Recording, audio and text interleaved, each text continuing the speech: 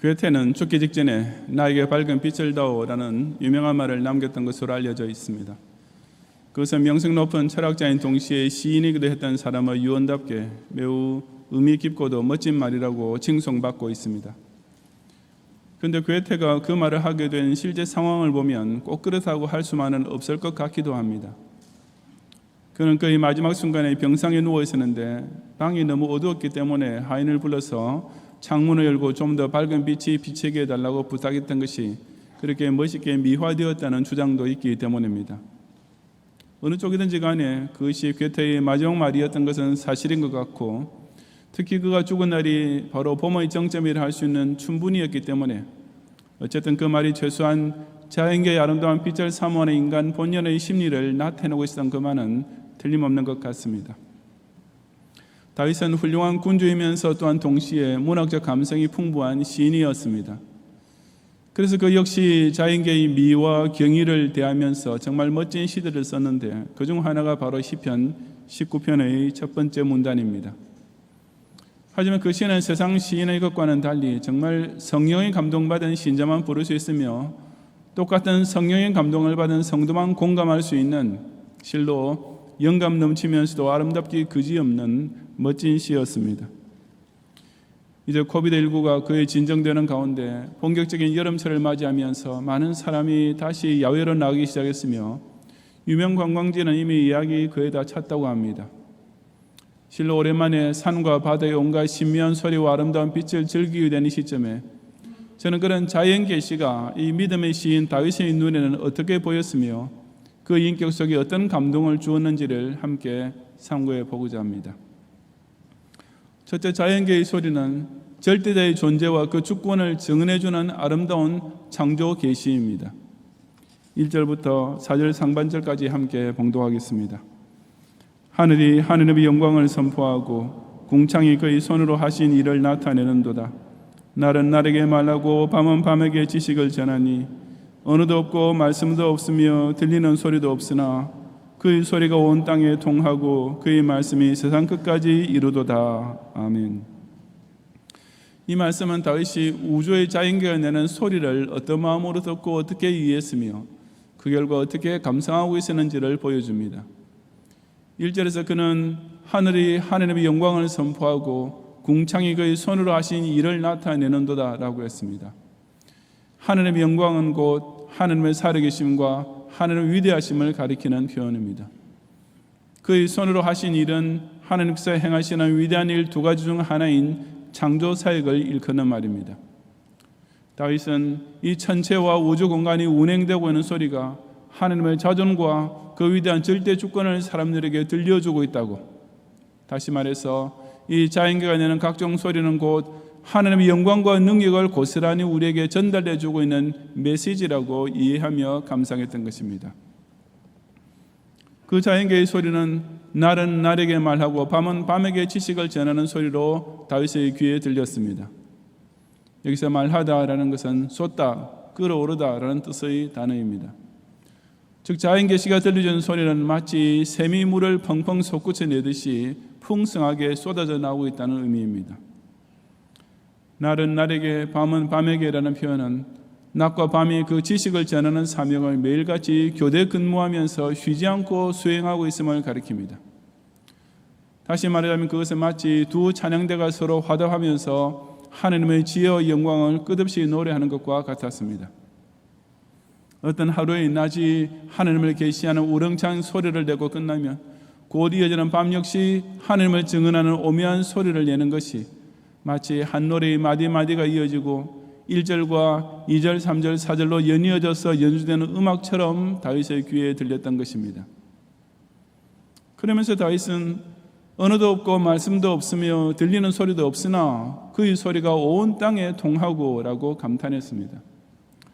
물론 그 우주의 소리란 것은 육신의 귀로 들을 때는 그저 고요와 정막뿐이며 사람처럼 입에서 내는 언어는 전혀 없지만 다윗처럼 영의 귀로 들을 때는 온 땅에 다 통할 정도로 뚜렷하고도 깊고도 충만한 소리였던 것입니다.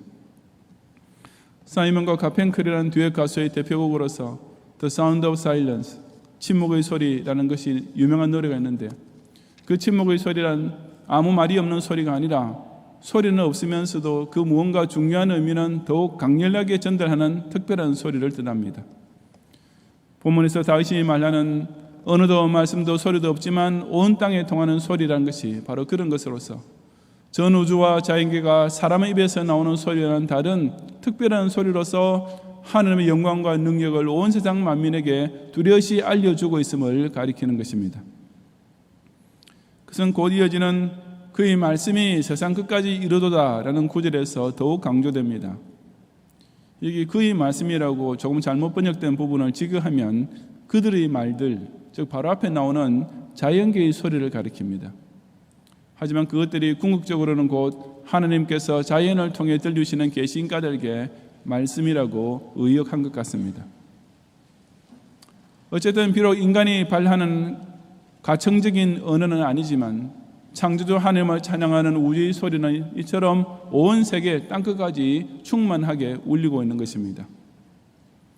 자연계의 소리를 이렇게 깨닫고 감상하던 다윗이었으니 그 영적 귀에는 그 소리가 그 얼마나 감동적인 음악이며 그 얼마나 웅장한 우주의 합주곡이었겠습니까?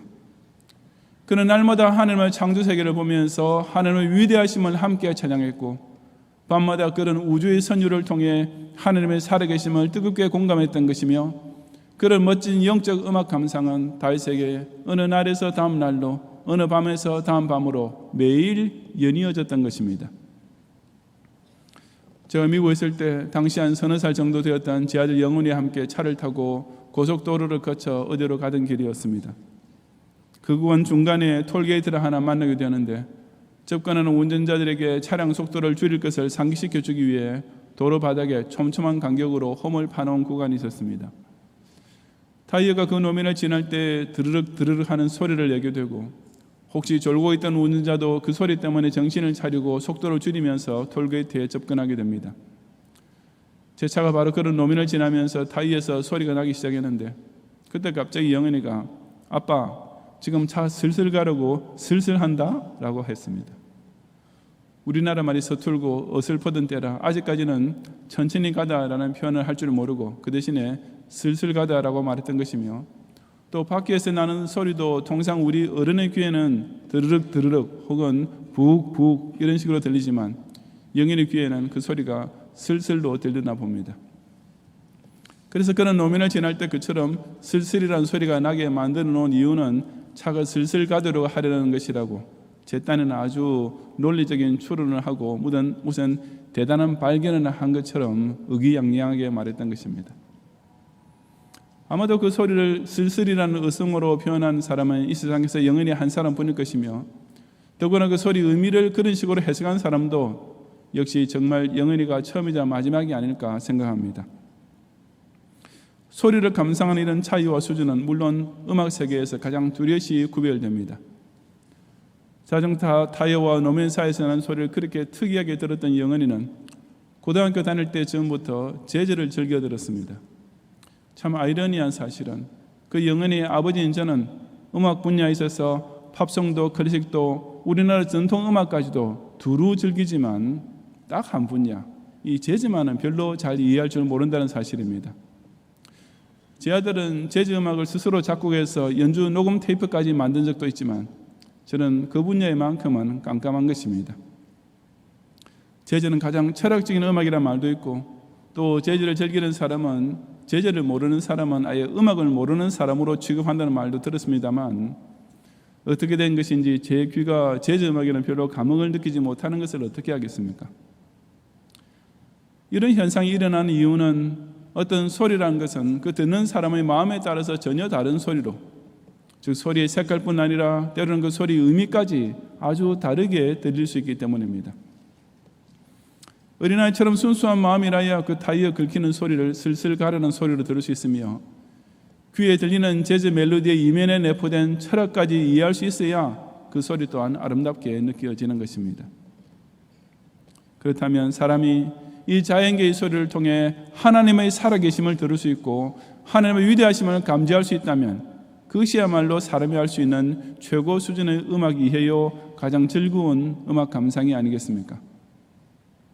아무리 어린이가 순진한 마음으로 소리를 들어도 우주의 소리를 통해 하나님께서 살아계신다는 사실에 대한 계시를 듣는 청결한 마음에는 비할 수가 없고, 아무리 저지가 철학적이라 해도 이런 자연 계시를 통해 하나님을 깨닫고 만나고 이해하고 고백하는 영적 심오함에는 견줄 수조차 없습니다. 태초부터 오늘까지, 그리고 앞으로도 주님 재림 때까지 전 우주의 시공계에서 끊임없이 연주될 이 자연 계시의 아름답고도 깊은 음악의 하모니를 통하여 살아계신 창조주 하나님께 언제 어디서나 영광과 찬양을 돌리는 성도들이 되시기를 바랍니다. 둘째로, 자연계의 빛은 모든 세상 사람이 다 볼 수 있는 명백한 일반 계시입니다.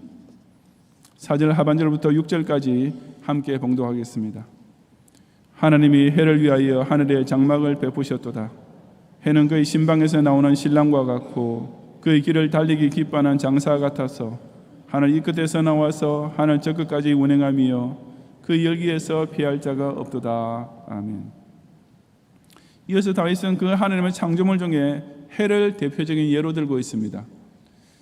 해는 온갖 만물 중에서도 모든 사람의 눈에 가장 돋보이는 것인데 다윗은 그것을 아주 특별한 눈으로 보았습니다. 그는 우선 4절 하반절에서 하나님이 해를 위하여 하늘에 장막을 베푸셨도다 라고 했습니다. 보통 사람은 해 자체만을 높게 보고 사람이 침범할 수 없는 영역에 있는 절대적인 존재처럼 숭상했지만, 다윗은 그 태양이 위치하는 공간과 운행하는 길을 바로 하나님께서 만들어 주셨다라고 시작하는 것입니다. 그처럼 사람이 우러러보고 대단하게 여기는 태양, 사람의 감히 거스르거나 침범할 수 없는 절대적 존재처럼 숭상하는 태양을 바로 창조주 하나님께서 만드셨다라고 한 것은 실로 그 어떤 식구보다 멋있고 대단한 선포가 아닙니까? 그처럼 해가 하나님께서 만드신 피조물이라는 사실을 먼저 염두에 두었을 때 시인 다윗의 눈에 그 해는 어떻게 보였습니까? 이어지는 5절에 보면 해는 그의 신방에서 나오는 신랑과 같고 그의 길을 달리기 기뻐하는 장사 같다고 했습니다. 신방에서 나오는 새 신랑이란 그야말로 웃음꽃이 한박 핀 행복으로 가득 차서 그 얼굴이 빛나는 사람입니다. 그의 길을 기쁘게 달려가는 장사란 아무도 막을 수 없는 힘찬 발걸음으로 줄기차게 다름질하는 모습을 묘사합니다. 마찬가지로 하나님께로부터 지원받은 해도 매일 하신 바로 그처럼 기쁨에 찬 밝은 빛을 발하면서 떠올라 하늘을 가로질러 동에서 서로 힘차게 달려가고 있다고 정말 멋있게 노래한 것입니다. 그리고 이어지는 6절에서는 해가 그렇게 하늘 이 끝에서 나와서 하늘 저 끝까지 운행할 때 그 열기에서 피할 자가 없도다라고 했습니다. 태양의 빛이 온 세상을 조명해주고 그 열기가 모든 동식물에게 온기를 줍니다.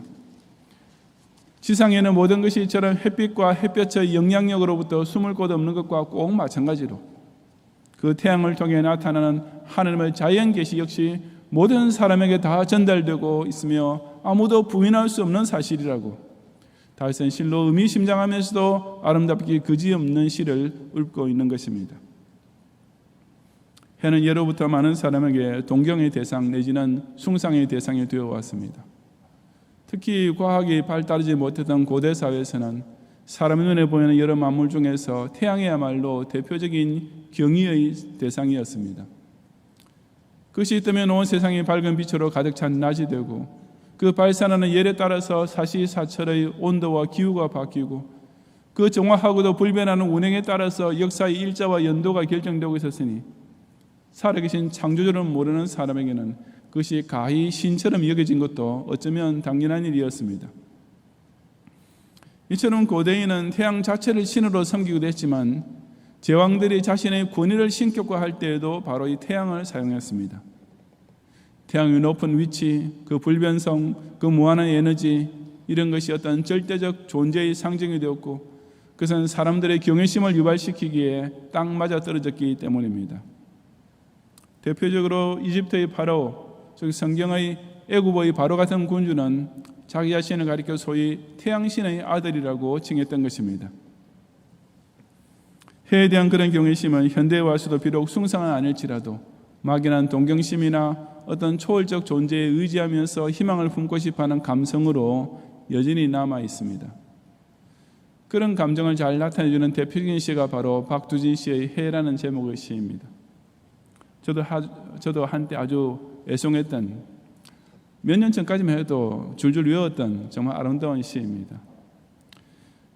주부에 다 나와 있으니까 여러분들 다 같이 함께 성경 봉독은 아니지만은 시를 낭독해 보겠습니다. 여러분이 얼마나 이 현대 사회의 문명 생활이라는 것이 TV 드라마나 보고 컴퓨터 게임이나 하면서 참 이렇게 굳어 있을 텐데, 한번 우리 순수한 감성을 되살려보는 의미에서 우리 박준 씨 해를 다 같이 한번 낭독하겠습니다. 저는 같이 하면 됩니다. 시작. 해야 솟아라, 해야 솟아라, 맑게 씻은 얼굴 고운 해야 솟아라. 산 넘어서 어둠을 살라먹고, 산 넘어서 밤새도록 어둠을 살라먹고, 이글이글 뛴 얼굴 고운 해야 솟아라. 달밤이 싫어, 달밤이 싫어, 눈물 같은 골짜기에 달밤이 싫어, 아무도 없는 뜰에 달밤이 싫어. 해야 고운 해야, 네가 오면 네가 사오면, 나는 청산이 좋아라. 훨훨훨 기설치는 청산이 좋아라. 청산이 있으면 홀로라도 좋아라. 사슴을 따라 양지로 사슴을 따라, 사슴을 만나면 사슴과 놀고, 직범을 따라 직범을 만나면 직범과 놀고. 해야 고운 해야, 해야 솟아라. 꿈이 아니라도 너를 만나면 꽃도 새도 짐승도 한자리에 앉아, 워이 모두 불러 한자리에 앉아, 애뛰고 고운 날을 누려보리라 라는 시입니다. 느낌 어떠십니까? 해야 솟아라는 반복 구조를 통해 이 시인은 삶에 있어서 부정적이며 괴로운 부분인 어둠을 그 해가 살라먹어버리고, 눈물과 고독이 있는 달밤 같은 시간은 자기 인생에서 사라져버리게 되기를 염원합니다. 그래서 청산과 같은 이상향의 모든 사람뿐 아니라 모든 자연의 생명질이 다 한자리에 모여서 애뛰고 고운 날, 즉 모든 갈등이 다 해소되고 완벽한 화합과 행복의 날을 누리고 싶다는 노래입니다. 제가 학창 시절에 이 시가 실려있던 시집에서 한 인간이 노래할 수 있는 최고를 노래했다라고, 우리나라 서정시의 극치를 이루었다고 극찬하는 시평을 읽은 기억이 있습니다. 또한 박두진 씨 본인도 나는 뜨겁고 영원하고 절대하고 성숙한 우주의 한 중심제인 해를 그 외에 그 어떤 것으로도 대신할 수 없었다. 이 해야말로 가장 으뜸가고 가장 적절하고 정확하고 가장 훌륭하고 유일한 이미지의 시적 실체요 활력이라고 믿었던 것이다 라고 약간 자찬하면서 설명했습니다. 이처럼 현대인의 지성인들이 해를 가리켜 사람의 어떤 이상향을 대표하는 최고의 실체로, 우주 전체의 조화를 상징하는 최고의 중심체라고 입을 모으는 것만 보아도 해는 여전히 비록 신으로 숭배하는 것은 아니라 해도 그의 버금가는 동경의 대상이 되어 있는 것은 사실입니다. 하지만 박두진 씨가 노래한 해와 본문에서 다시 노래하고 있는 해는 그 얼마나 다릅니까? 전자는 해 그 자체를 찬양했지만 후자는 해를 보면서 하나님을 찬양했습니다.